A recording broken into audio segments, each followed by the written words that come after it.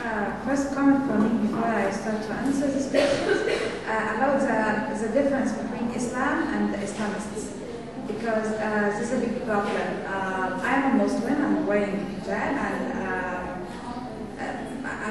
I'm sure can I tell if we can apply Islam or any country, so there will not, I can prove this, there will not be injustice anymore, there will be equality, there will be human rights and women's rights and all of this.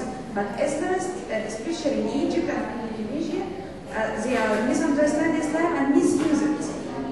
So we have to differentiate between Islam and Islamist people. And about lying in the Facebook, maybe it's a nearby example in the last elections. There was a debate between the supporters of the nominees, maybe about one of the nominees telling people X of the nominee has no chance to win. So if you vote for him, you will lose your vote. So you have to vote for Y to let him win. Maybe it's about in the marshals or administration. Don't go. There's signs everywhere and there's fire bombs. Don't go to there because they are not a change.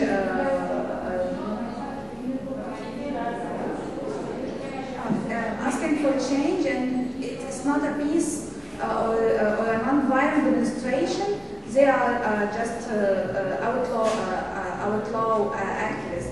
So there's many lies on the Facebook, and they are using it and misuse it a lot and every day and every second.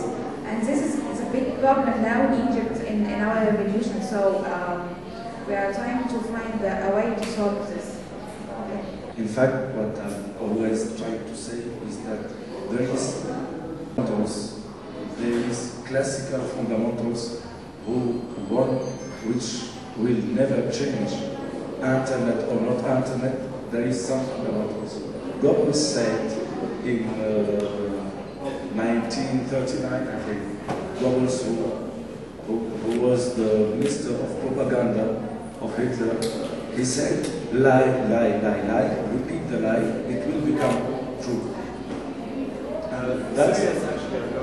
Yes, every propagandist is doing that. Lying on Facebook is a part of the great lies on the media. We all remember 2003 when George W. Bush said that Saddam Hussein has massive weapons, massive destruction weapons, etc. And the guy didn't have, but George Bush repeated it many times, so every American citizen was convinced about that. That's exactly what's happening now in Tunisia, for example. There is lies, people are repeating lies, cyber-mercenaries are repeating these lies. The only solution, as I think, is let me try to explain this. Now, it's a fundamental classical question. If we wanted to resolve that, we have to go back to the classical fundamental. The classical fundamental says that for propaganda, the only solution is anti-propaganda. We have to create 2,000 accounts, for example, and repeat the truth. The enemy have 3,000 accounts who are saying lies. We must have at least 3,000 accounts saying the truth. There is no other way. We can be interested, etc., but there is no other way. The truth cannot work by its own. You see, we must have persons repeating the truth. We must have credible local opinion leaders saying the truth. We must have in internet, we must create a form of inshaat. What we call inshaat.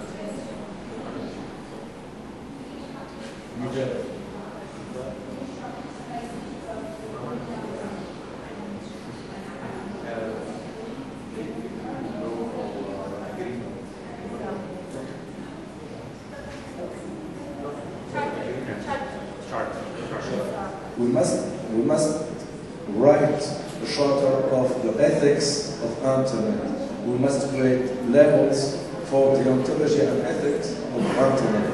We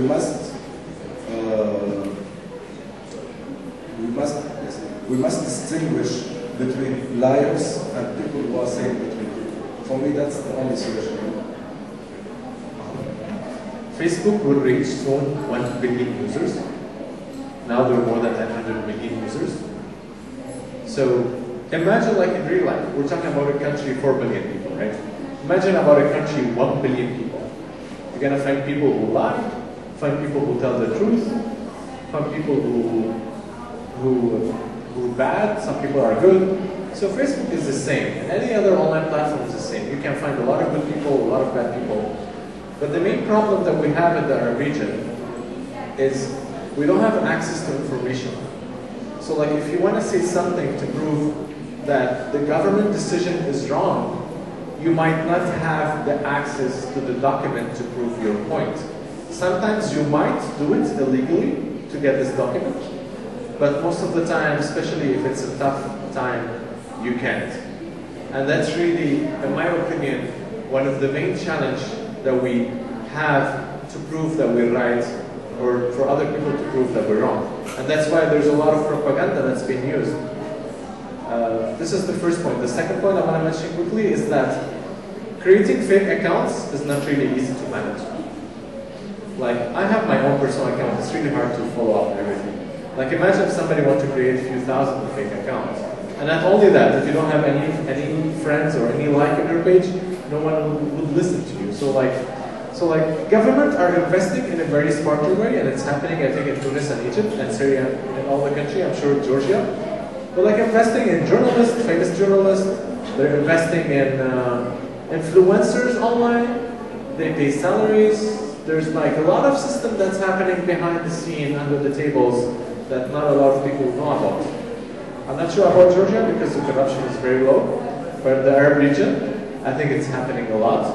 So like, why create 3,000 fake accounts if you can get this journalist who have 100,000 like on his Facebook page, so he can work with you and broadcast for 100,000 people. So there's a lot of ways to plan ahead on this. And me working in this sphere for 4 years, I've seen a lot of things happening, from like fake accounts to getting journalists involved, to getting famous people talking good to the government. So there was a lot of strategies that was happening. And the most important thing that if you want to work on Facebook right, you need to have your own strategy. So like, strategies is the most important part in using Facebook. And the number one in using Facebook is know your audience. That's the most important part.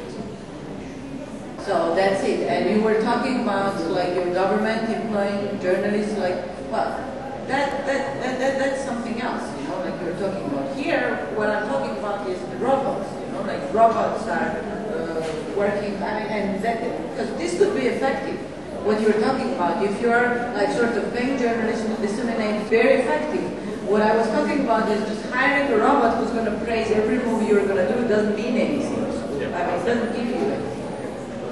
Okay, are there questions from the audience for any of our panelists? I have two small questions to Mohammed or any of you regarding,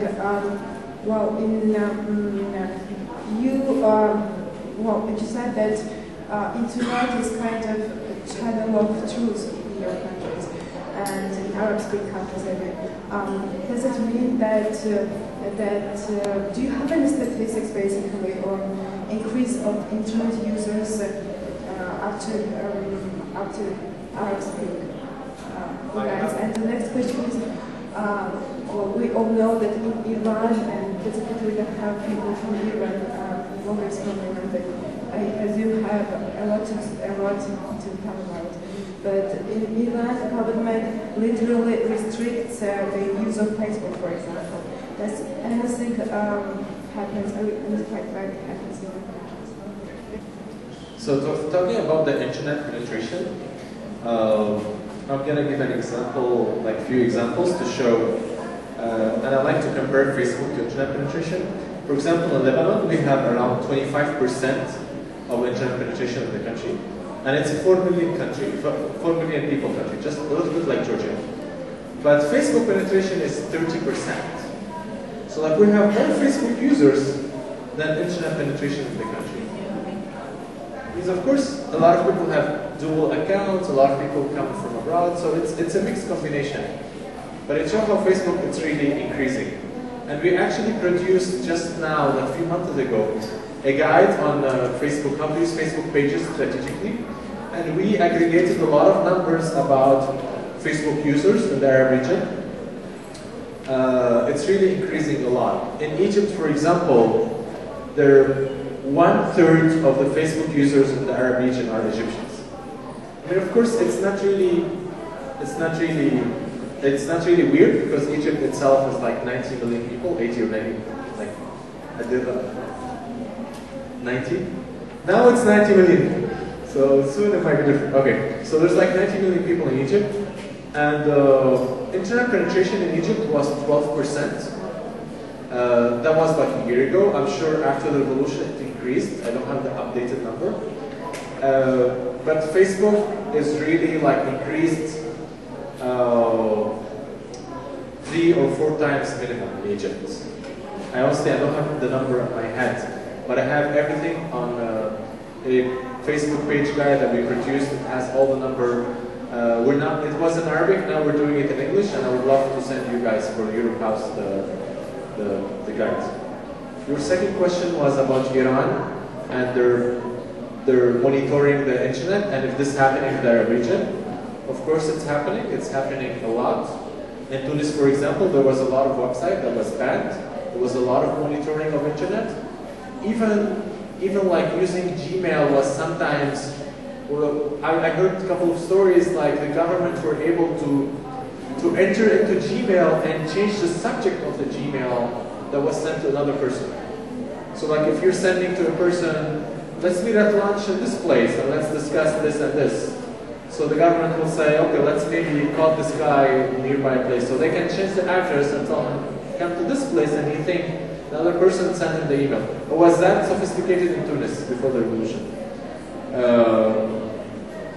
In Egypt there was a monitoring, but not as much in Tunis. There was like people from the mukhabarat, from the intelligence, are sitting checking the online. That was the story. They had some sophisticated tools to see what's going on, but it wasn't as more as like Tunis, what's happening. And now in Syria, unfortunately, what's happening is the same. There's a lot of. I was actually on Skype call with a guy I know from Syria, and he was telling me that what was happening in Iran in 2009, it's happening now really intensively. So they're definitely talking to each other, especially that there's a lot of good political relations between Syria and Iran. So like they're helping, the Iranians are helping a lot the Syrians in handling how to monitor the internet and how to at the end hurt the activists somehow. A lot of them are going to jail, a lot of them are being hurt. So like there's a lot of stories around it. And of course, one story I would like to share at the end is like people, the first thing people when they catch an active, when the intelligence, or there's like 13 or 17 departments in Syria about the intelligence, and none of them talk to each other. So like, I want to share this funny story. At the beginning of the revolution, the Syrian police didn't know anything about Facebook. They don't know. So the people who were coming to Lebanon on the border, they will always ask them, show me your Facebook. So like people, a friend of mine told them, okay. Then he opened his laptop like that, and he said, this is my Facebook. So like he looked at his laptop and he said, okay, there's nothing there, go. So like, they really didn't know what Facebook is. Another story really, it's really happened.